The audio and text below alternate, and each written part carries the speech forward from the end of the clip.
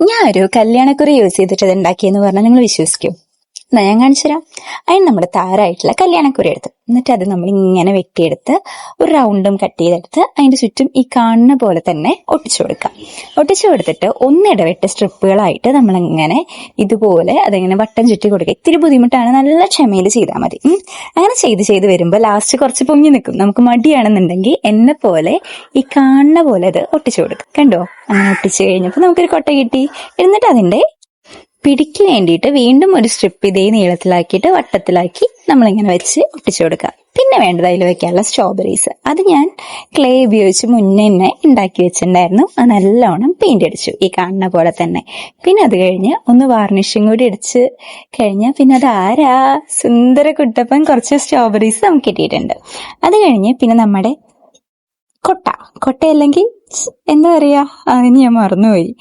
എന്താണെങ്കിലും നിങ്ങൾ കമന്റ് ബോക്സിൽ പറയട്ടെ ഇതിന് എന്താ പറയാന്ന്.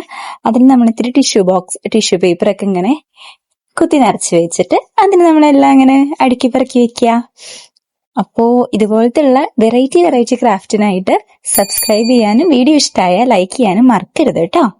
നിങ്ങളുടെ സപ്പോർട്ടൊക്കെയാണ് എനിക്ക് ഭയങ്കര സന്തോഷമാവുക. അപ്പൊ നിങ്ങൾക്ക് എന്തെങ്കിലും ഉണ്ടാക്കണം എന്നുണ്ടെങ്കിൽ അതും കമന്റ് ബോക്സിൽ പറഞ്ഞു ആയിട്ട് ഞാൻ ചെയ്യണതായിരിക്കും കേട്ടോ. അപ്പോൾ അടുത്തൊരു വീഡിയോ ആയിട്ട് കാണാം. ടാറ്റാ. Bye by.